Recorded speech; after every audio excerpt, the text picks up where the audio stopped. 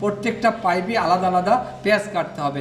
আমাদের কী কী যন্ত্র ব্যবহার করব এবং কী নিয়মে আমরা পেঁয়াজ কাটবো সেটা আমরা আজকে শিখবো এখানে।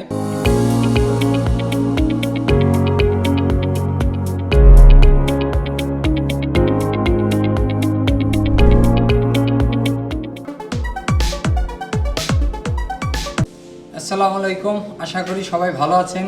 আমি মোহাম্মদ ইমাম হোসেন, ডলফিন ট্রেনিং সেন্টারে প্লাম্বিং ট্রেনার হিসেবে বিগত অনেক বছর ধরে কাজ করতেছি এবং আশা করি গেল পর্ব আপনারা সবাই দেখেছেন।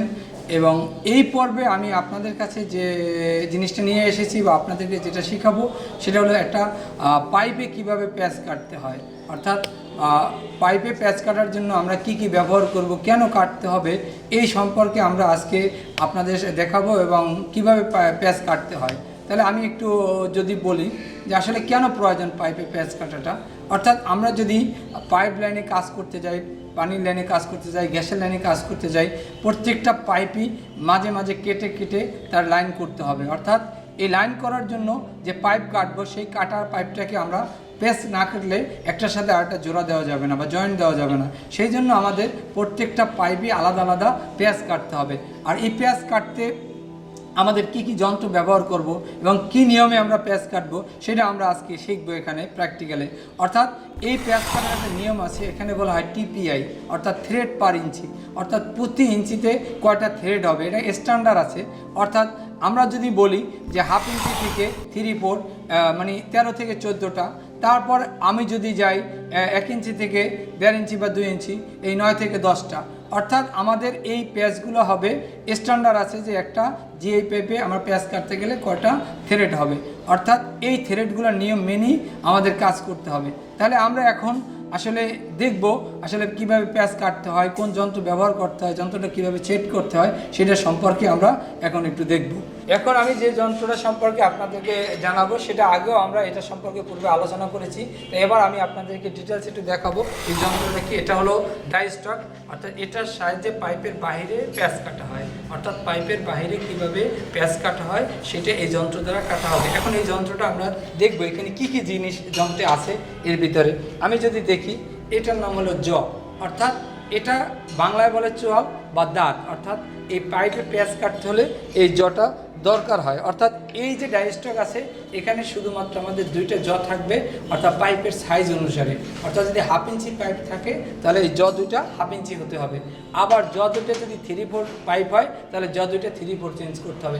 এভাবে পাইপের সাইজ যত চেঞ্জ হবে তত এই জ 2টা চেঞ্জ হবে। আর এই যে ডাইস্টকটা দেখেন এখানে এই গাইড আছে, অর্থাৎ পাইপটাকে টাইট দিলে আমরা যখন কাটতে যাব তখন দেখাবো যে এটাকে টাইট দিয়ে পাইপটার সাথে লাগাই দিতে হবে। এই একটা লিভারের মতো আছে, দেখেন এটা ঘুরবে, অর্থাৎ এটা আপনার যে কোনো দিকে মুভ করবে।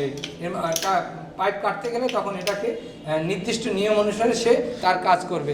এখানে একটা স্প্রিং আছে, এটার মাধ্যমে কি করা হয়, অর্থাৎ এটাকে উল্টাও ঘোরানো যায় আবার বাইলভাবেও ঘোরানো যায়। আর এই দুটা নাট আছে যেটা দ্বারা এই জকে টাইট দেওয়া যায় বা সামনে পিছিয়ে নেওয়া যায়। এখন আমি আপনাদেরকে দেখাবো কিভাবে ডাইতে জ সেট করতে হয়। অর্থাৎ আমাদের এই জট, আমি হাতে যে জটা নিচ্ছি এটা একটা সাইজ আছে, এটা 1/2 ইঞ্চি, অর্থাৎ আমি 1/2 ইঞ্চি সাইজের পাইপ কাটবো আর প্যাঁচ কাটবো বিদায়ী আমি এই জটা নিচ্ছি। দেখেন এই জটাকে আমি দেখে নিলাম আসলে কোথাও কোনো সমস্যা আছে কি না, না দেখলাম সমস্যা নেই, তখন আমি কি সরাসরি আমি এখানে বসাবো। এই ঘাটে বসাই আমি, তারপরে আমি এই স্ক্রু দিয়ে এটাকে আটকাই দেবো।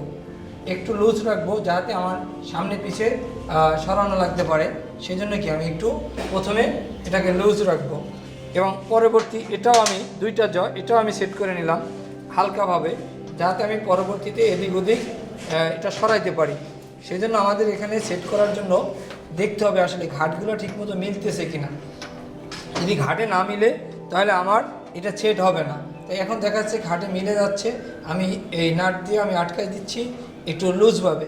এখন আমার দেখেন 2টা জ আমি 2 সেটে আটকাই দিলাম। এখন আমার কাজ হলো যে এই জ 2টাকে তারা আমার পাইপে প্যাঁচ কাটতে হবে।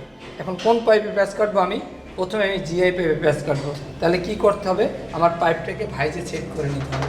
আমি কি করব, পাইপটাকে ভাইজে, আমি দেখলাম যে পাইপটা 1/2 ইঞ্চি সাইজের আছে, এখন আমি ভাইজে পাইপটা সেট করার জন্য প্রস্তুত হলাম। এখন কি করলাম, পাইপটা ভাইজে আমি সুন্দরভাবে সেট করলাম। এই দেখেন আস্তে আস্তে টাইট দিয়ে সেট করলাম। এখন দেখা যাবে যে পাইপটা না নড়ে এবং পাইপের উপরে যাতে পড়লেও না উঠে যায়। এখন আমি জটা এই ডাইসটা কী করব, এখানে সেট করব। কিভাবে দেখেন, এই গাইড যেগুলো আছে সেগুলো লুজ দেবো। লুজ দেওয়ার পরে আমি হাতে এখানে এটা নেব, নেওয়ার পরে দেখা যাবে আবার এই গাইডটা আমি টাইট দেবো। এভাবে আস্তে করে আমি টাইট দেবো, দিলাম টাইট। এখন আমাকে কী করতে হবে, দেখতে হবে যে এই ডাইস্টকটা কোন দিকে ঘুরে, আমার স্প্রিংটা ঘুরে নিতে হবে। এই আমি দুটো স্প্রিং আছে, ঘুরে নিলে আমার ডাইটা দেখা যাবে যে ইজিভাবে আমার এই পাইপটারে ধরছে। এখন দেখা যাচ্ছে আমি এভাবে কাটতে থাকলে আমার আস্তে আস্তে এবার দেখেন আমি কী করলাম, একটা হাতে প্রেশার রাখলাম যাতে ভিতরে ঢুকে। এরপর আমি ডাইটা চালালাম, এখন দেখা যায় হচ্ছে না, তাহলে কী করতে হবে, আমার একটু লুজ দিতে হবে। এই নাট দুটাকে আর একটু খুলে নিতে হবে, নাট দুটাকে খুলে নিয়ে আমাকে আর একটু ঢুকাই নিতে হবে। ঢুকাই যদি নেই তখন দেখা যাবে যে আস্তে আস্তে এটা প্রেস হচ্ছে। এই আমি ডাই যত চালাবো আস্তে আস্তে সে সামনের দিকে যাচ্ছে। দেখেন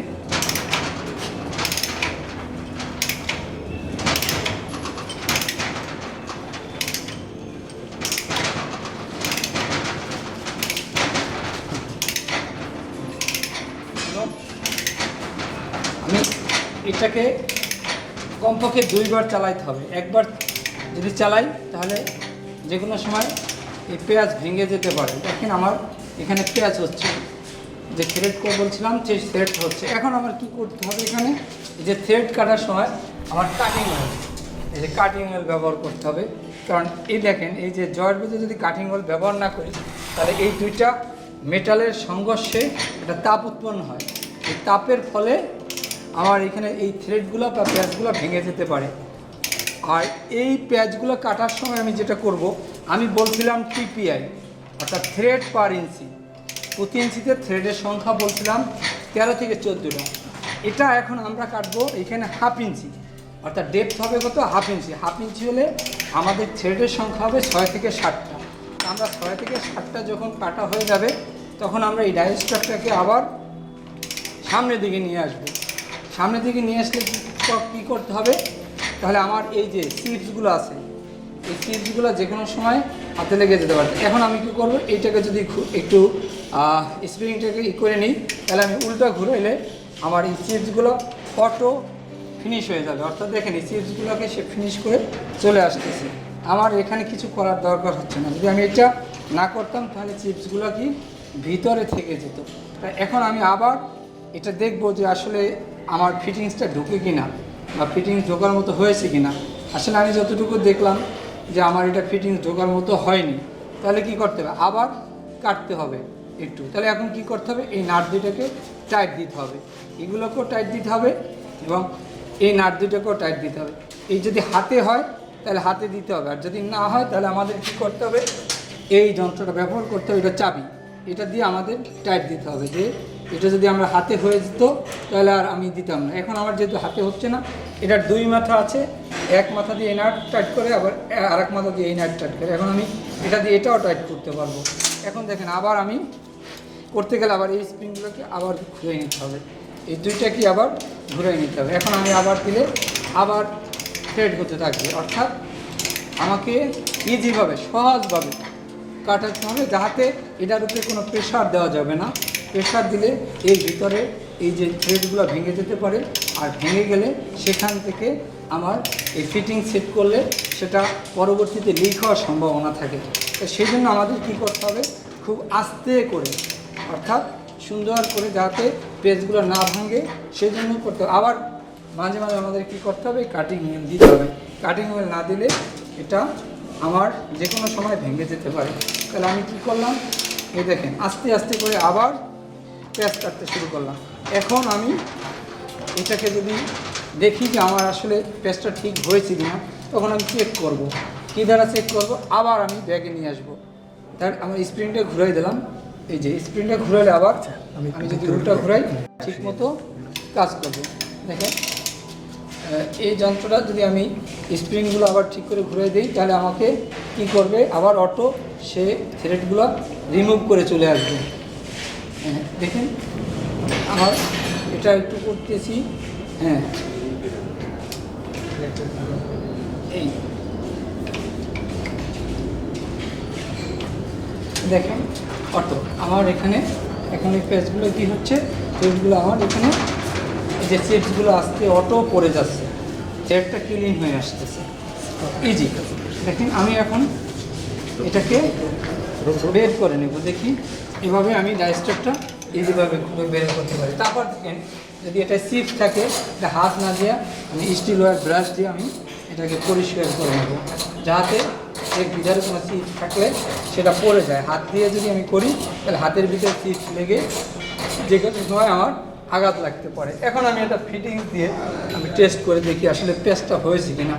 দেখেন আমি এই ফিটিংসগুলো আমাদের 1/2 ইঞ্চি সাইজে 1/2 ইঞ্চি ফিটিং করে দেখেন ইজি।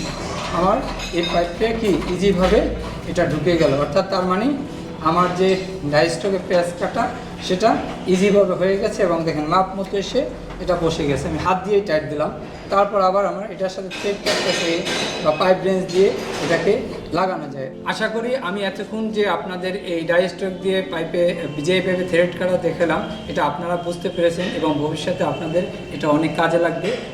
প্লাম্বিং সম্পর্কে জানতে এবং শিখতে আমাদের সাথে থাকুন। এই চ্যানেলটি সাবস্ক্রাইব করুন এবং ভিডিওটি বেশি বেশি শেয়ার করে অন্যকে দেখার সুযোগ করে দিন। ধন্যবাদ সবাইকে। পরবর্তী ভিডিওটি দেখার জন্য আমাদের সাথেই থাকুন।